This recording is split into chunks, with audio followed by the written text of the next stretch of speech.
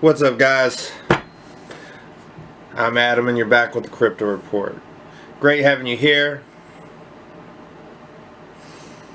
Don't forget, if you like what you see, hit that subscribe button, hit that little notification bell, and sit back and enjoy the show.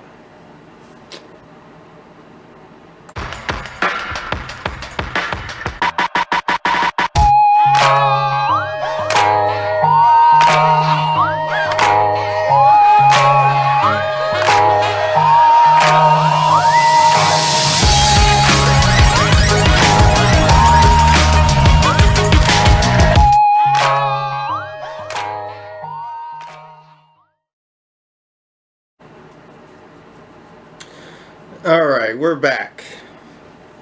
Oh man, all kinds of things happening in the world. I'm excited and nervous at the same time. I mean, so many things with the potential escalations between America and Iran. What do situations... While I want to keep it away from being political about it, what does these kind of situations have in effect on digital currencies, on other commodities markets? You know what I'm saying? Now, of course, when it seemed like things were escalating, when the Iranian general was attacked and killed by America, of course, all your major safety holdings from gold, silver, oil, and yes, Bitcoin, all made a very sharp and abrupt move up. Now, at the same time, after Iran came back and shot missiles at the American embassy in Iraq, President Trump came on and made a little speech to kind of de-escalate the situation from where it had become. Now, at the same time, these same commodities and, of course, Bitcoin all made another turn back the other direction. Now, they're still up from before this had happened, but they turned back around and kind of got themselves under control. I could see this as just leveling back out while we wait for potentials of the future.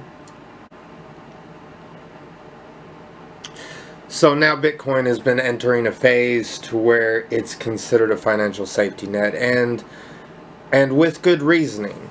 It is a worldwide currency, so no matter what happens with one country, right now we're pretty much based off the American dollar for the world currency, but if, say, America was to hit a recession or America was to fall, well, it would affect the worldwide economy. Now, Bitcoin is not owned by America. It's not owned by any other country. It is of the people, and that's a very important thing. It's of the people. Therefore, it can be that financial safety net for everyone in the world. It can be a store of value for everyone in the world, and that's pretty awesome.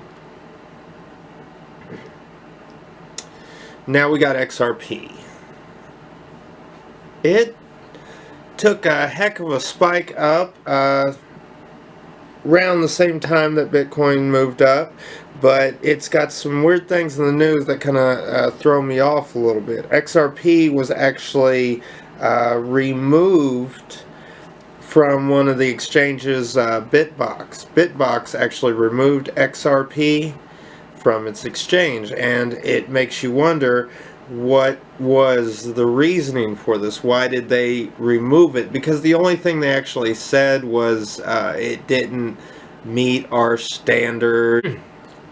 So it brings to question, why did they remove XRP from the exchange? And it's really hard to understand because they're not giving you a proper full answer. Oh, more bad news for Ripple and XRP.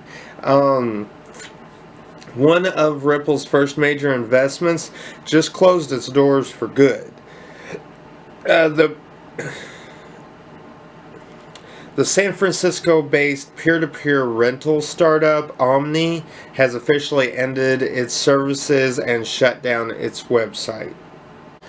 So, with Ripple losing one of its first major investments, could this be the thing that actually caused them in some way to get delisted? Was it just a sideways action by the exchange? I honestly don't know.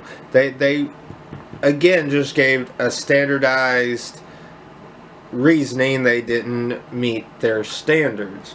So Ripple's already being delisted from exchanges. Their investments are going under.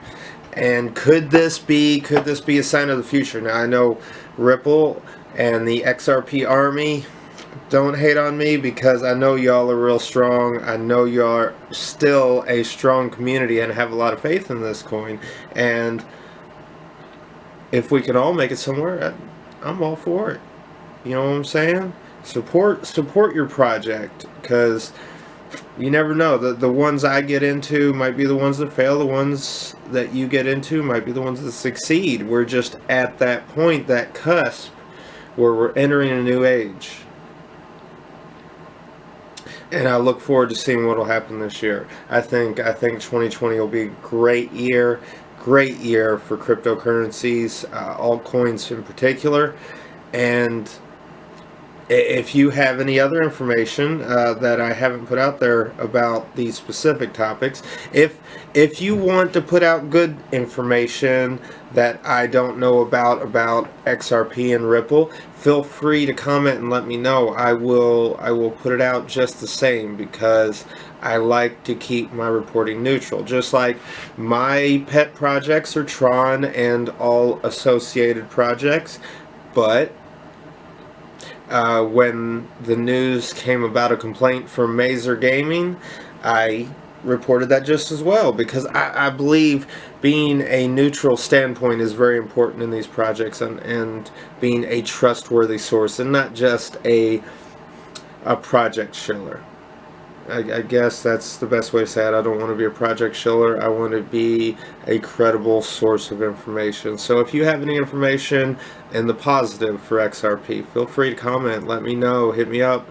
Message me. That's perfectly fine.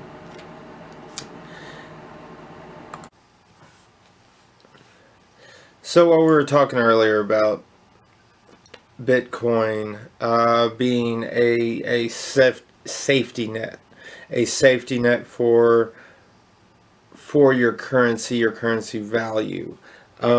Just as we were talking about commodities are in that category too. Gold, silver, oil. When things tend to go bad, now it's not on the level yet to where this is just a mass adopted currency. But as you know, we like to talk mass adoption here on the Crypto Report. But just to go into that a little further, some people believe that Bitcoin will not stand the test of time. I think over the years it's proven its capability to stand the test of time. And to advance that further, Russia will now be renting out space at one of their nuclear power plants for Bitcoin miners. You'll be able to put your Bitcoin miners there on site where the electricity is produced at one of their nuclear facilities. If that doesn't say enough for you, Canada actually has a facility that will house approximately a thousand Bitcoin miners from the United States. And we go deeper down the rabbit hole as more and more countries continue to add coverage, availability for Bitcoin and Bitcoin type technologies, blockchain technologies. Um, I believe it was Oklahoma in the United States will also be expanding their Bitcoin mining capabilities. Now we have countries all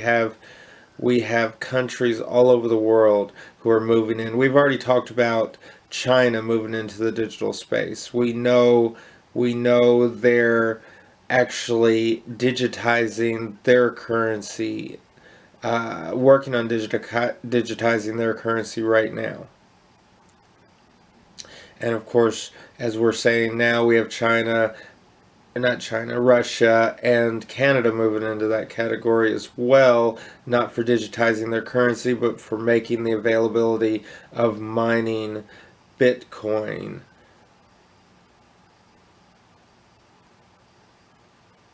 open to the public.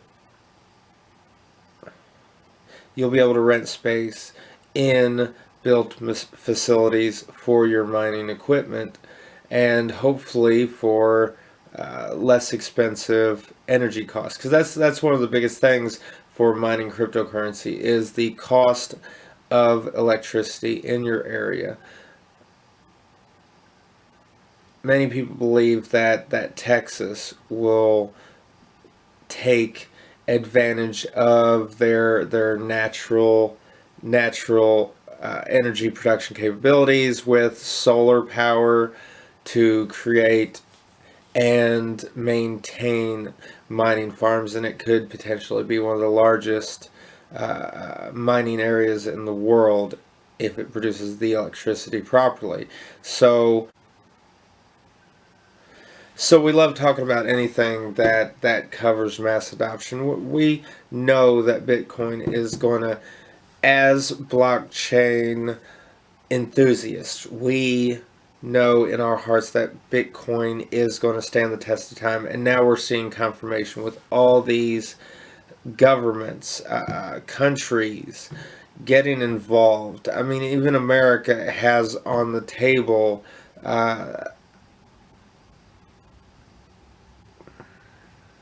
America is putting on the table an opening for blockchain regulations, technology and finance regulations. They're going to have, I believe it's three tiers, three classes of digital tokens. Anyway, it goes. We love talking about mass adoption. We love seeing that this is going worldwide. More and more people are continuing to get on the blockchain all the time, and I don't think there's any stopping it. It's like a snowball rolling downhill. It just keeps getting bigger and bigger and bigger. So it's coming. It's coming. I mean, to talk about the project I'm in, Tron has three Tron dApps that are being released on the Samsung S10. And that's awesome. That's awesome, not just for Tron the project, but for blockchain in general. As these dApps, decentralized applications, begin to be released by companies on the smartphones, which is pretty much our personal computer nowadays. This is what we use to do most of our interactions in the world of digital business and finance, purchasing, e-commerce. We walk around with computers in our pockets at all times. I'm sorry, don't mind me. I just had uh, I had someone show up at my door earlier, so I'm a little thrown off. In the middle of filming this, I had an officer show up at my door and tell me that my dogs had bit someone. My dogs were inside. My dogs are babies, so I'm a little bit stressed, and they ended up finding out that they were at the wrong person's house. But they wouldn't listen to me, so had that escalated further before a third party came in and said you're at the wrong place, I could have been without my babies for a time, possibly permanently, because they refused to even look at evidence that showed I was not the proper person for them to be talking to. So I am a little stressed. It's throwing me off a little bit. But I'm still here. I'm still here, and I'm still talking mass adoption because I know this is the direction we're going. So when it comes down to it, my biggest recommendation, honestly, is just to begin to learn the system, learn about the digital currencies, learn what it takes to interact with the blockchain, on the blockchain, with these currencies. Even if you don't feel it's right to put money in at this point in time, I suggest everyone to begin to learn the system. And it's really not that hard if you choose the right place. You have BlockFi, which is interest bearing, an interest bearing account, and can also loan you against your value. You have Nexo is another one very similar. Your MCO card, your spend card, crypto.com, MCO, I say MCO, crypto.com, spend. You have several different cards that let you interact with these currencies, and you can choose stable coins that are based against, say, for instance, you can get USDT, which is Tether, and it is a stable coin based around the price of the US dollar. So I just wanted to thank every one of y'all for stopping by and listening to me ramble for a little bit. Again, don't forget to like, hit that subscribe button, you know what I'm saying, the little notification bell, let you know every time I'm going to get on and talk like this.